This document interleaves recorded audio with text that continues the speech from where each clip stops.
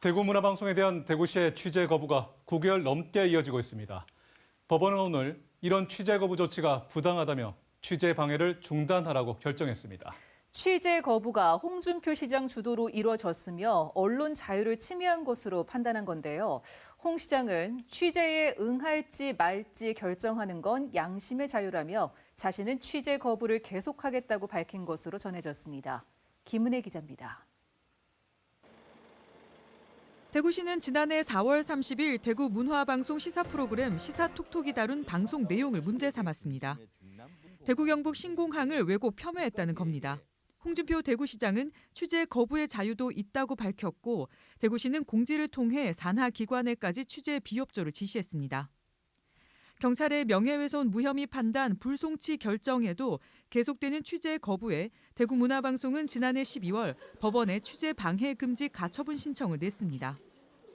대구지방법원 제20-1 민사부 정경희 부장판사는 취재를 거부하라고 지시하는 방법으로 대구문화방송 소속 스태프들이 취재하는 것을 방해해서는 안 된다면서 소송 비용도 홍준표 대구시장과 대구시가 부담하라고 결정했습니다.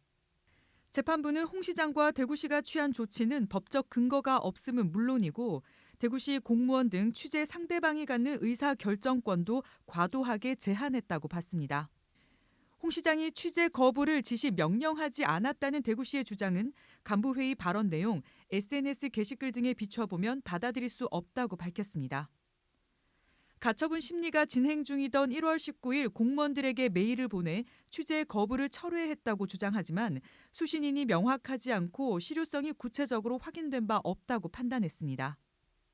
대구시장이 이것을 몰랐다는 것은 재반 증거를 종합해 봤을 때 신빙성이 전혀 없다고 봐서 가처분이 인용된 것이고요. 취재 거부 지시로 대구문화방송은 취재의 자유와 취재한 정보에 대한 보도의 자유, 정보원에 대해 자유로이 접근할 권리가 심각하게 침해됐다고도 덧붙였습니다. 홍준표 시장이 말했던 취재를 거부할 자유가 있다라고 말했던 그 부분이 자연인이 아닌 지방자치단체나 국가기관의 경우에는 그것은 인정되기 어렵다라는 것이 선언이 된 것이고, 그다음에 언론의 어떤 자유 내에는 취재원에 자유롭게 접근할 수 있는 권리가 포함된다는 것이 결정문에 명시가 되어 있습니다. 그 두 가지 부분이 앞으로도 아마 이 사건이 리딩 케이스로서 계속 참고될 수 있는 큰 의미를 가진다고 생각합니다.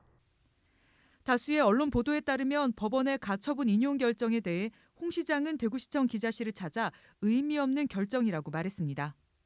취재 거부 지시는 자신이 하지 않았고 지시도 이미 철회됐다고 주장한 것으로 알려졌습니다. 그러면서 양심의 자유와 취재의 자유가 충돌할 때는 둘 다 존중해야 한다며 앞으로도 자신은 취재에 응하지 않을 것이고 공무원들은 각자 판단에 따라 취재에 응할지 결정하면 된다고 밝혔습니다. MBC 뉴스 김은혜입니다.